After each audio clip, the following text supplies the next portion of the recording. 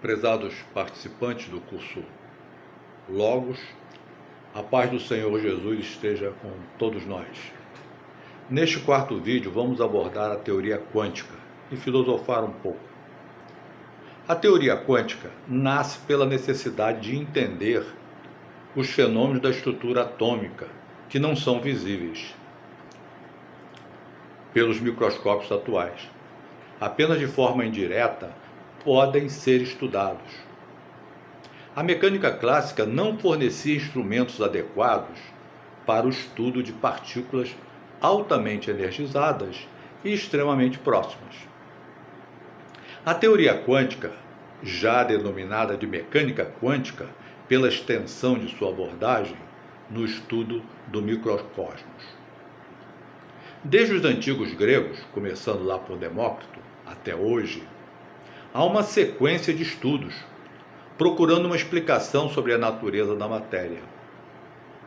Como uma planta que nasce de uma semente, brota e se expande, a teoria quântica já é uma grande árvore. De teoria passou à mecânica quântica, como um ramo da ciência. Hoje se fala em campo quântico, entrelaçamento quântico. O horizonte até onde ela chegará, ninguém se arrisca em prever. A teoria da relatividade avança no macrocosmos, a quântica no microcosmos. A mecânica clássica continua válida, com os objetos visíveis, próximos e com velocidade relativa pequena. A física trabalha na unificação dos conceitos, em uma chamada teoria do tudo. Nesse vídeo, apenas podemos dar algumas ideias e remeter a quem se interessar a uma grande quantidade de publicações sobre o assunto. Apenas alerto para separar os estudos sérios das ficções científicas e dos estudos em andamento declarados como se fossem verdades definitivas. Relembro a recomendação paulina: examinai tudo e retenha o que for bom. Início da teoria quântica. Niels Bohr estabelece que o elétron passa de uma camada para outra quando absorve ou emite energia. Max Planck, ao estudar a emissão de energia de corpos aquecidos, intui a forma pulsante da energia. Ele afirma que a energia não flui, salta aos pacotinhos. É como se fosse uma torneira que não escorre um filete de água, e sim pinga, de gota em gota. A essas quantidades ele denominou quantum, no singular, ou quanta, no plural em latim, surgindo o embrião da teoria quântica. Muita coisa se estudou, muita interferência, muita coisa foi estudada, acrescentada, abandonada. Um grupo, basicamente liderado pelo Heisenberg, postulou o princípio da incerteza. O princípio da incerteza é simplesmente uma posição com relação ao elétron. O elétron possui uma posição e uma velocidade no seu orbital. E o princípio da incerteza diz: se você calcular com precisão a posição, a velocidade é incerta. Mas se você tentar precisar a velocidade do elétron, quem ficará incerta será a sua posição. Então o princípio da incerteza diz que entre posição e velocidade, ou você determina com mais precisão um ou o outro. Os dois não dá.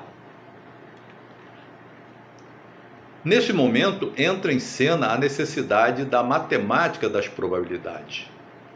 A matemática das probabilidades não tinha muita ênfase na física, mas entra em cena na física quântica. Inclusive consta que Einstein, que tinha suas reservas com relação à teoria quântica, disse que Deus não joga dados com o universo. O Neil Bohr respondeu: Einstein, para de dizer como é que Deus tem que agir com a sua criação. Quer dizer que a teoria quântica e a teoria da relatividade sempre se pegaram, sempre tiveram as suas discordâncias. A teoria da relatividade é mais adequada para o macrocosmos, e a mecânica quântica é uma ferramenta física, matemática, mais adequada ao microcosmos. Muito bem, nós vamos ficar com vocês, em termos de teoria quântica, com esses 3 princípios. Energia pulsante não contínua. A energia é transmitida aos quantos, em quantidades discretas, fixas. O princípio da incerteza, em que a partícula, basicamente o elétron, ele não pode ser determinado posição e velocidade ao mesmo tempo, ou um ou outro, precisão em um e incerteza no outro, ou vice-versa. E a entrada em cena da matemática das probabilidades. Como nós dissemos, busque na internet, tem muito vídeo interessante sobre a mecânica quântica, mostrando imagens, desenhos. Vale a pena, se você se interessar. Apenas ter cuidado aquilo que nós chamamos, para distinguir o que é fantasia e o que realmente está colocado como comprovação, até certo ponto. O curso Logos me orientou para abordarmos um pouco mais de filosofia. Então vamos pegar um gancho da teoria quântica sobre o princípio da incerteza e vamos filosofar um pouco sobre o princípio da incerteza na filosofia. A filosofia ocidental, ela é acusada ou classificada por alguns como dicotômica. O que é isso na filosofia? É estabelecer polos distintos. Ou é bem ou é mal. Ou é certo ou é errado. Ou é verdade ou é mentira. Isso é a ideia dicotômica, ou uma coisa ou outra. O princípio da incerteza parece que sugere isso, não é? Se você quer ser preciso numa verdade, você não pode mentir. E se você quiser ser preciso numa mentira, nada de verdade será encontrada. Já a filosofia oriental, ela tem um enfoque um pouco diferente.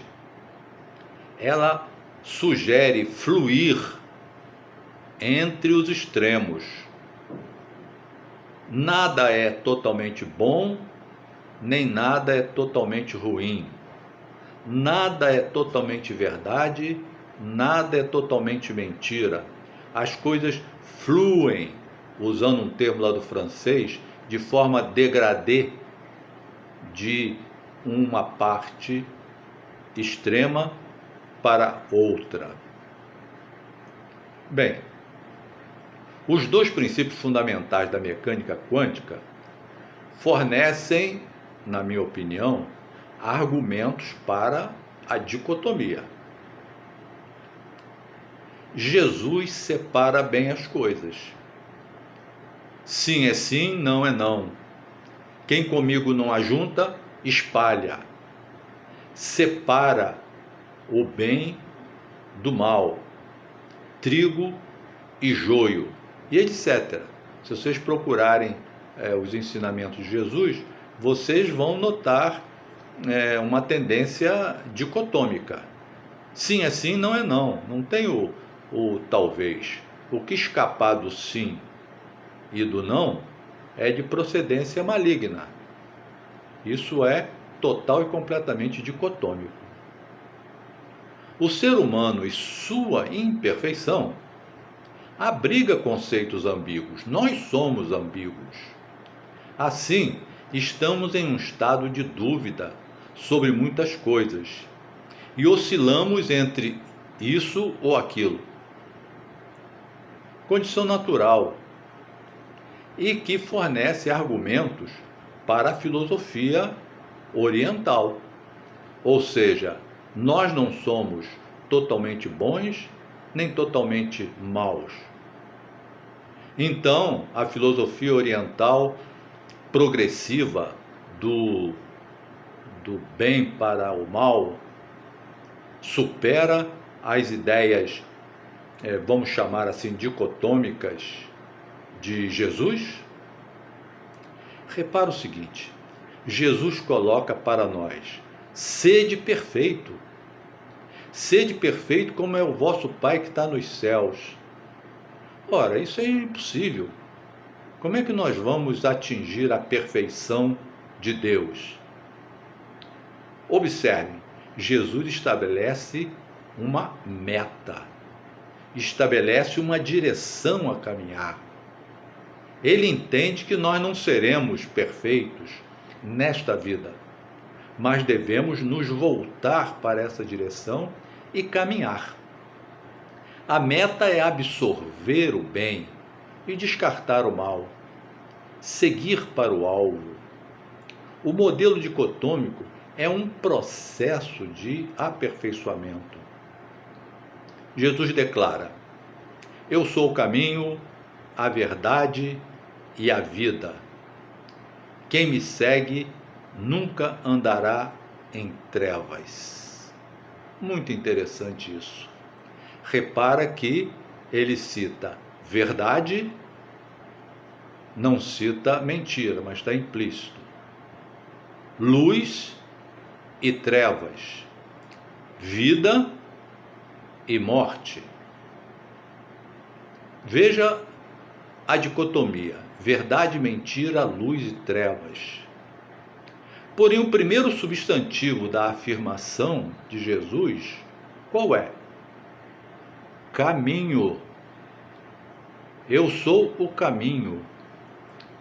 Então, quando Jesus nos induz, nos indica a caminharmos para a perfeição, é através de um processo, de um caminho. Ele é o caminho. Seguindo os ensinamentos dele, as orientações dele, nós estaremos em direção à perfeição. Atualmente, claro, estamos em fase de transição do imperfeito para o perfeito. E está dito, quem está limpo, limpe-se mais ainda. Quem está sujo, que suje-se mais ainda. Isso requer toda a vida e ainda outras etapas, creio eu. Meus prezados, meus amigos, ficamos por aqui esperando ter atiçado o seu desejo ou o desejo de alguém em buscar conhecer um pouco mais desse universo que Deus preparou para nós. Estudar a física, a matemática, as teorias, mas filosofe também. Filosofar, filosofia, amigo do saber. Procure em cada conhecimento, por menor que seja, tentar separar as coisas, absorver a coisa boa, descartar o que não for bom e seguir para o alvo, seguir para a meta, ter um objetivo, uma missão de vida de ser um ser cada vez melhor, já nessa existência. Muito obrigado pela atenção de vocês e reafirmando que todos nós fiquemos com a paz que Jesus Cristo nos oferece.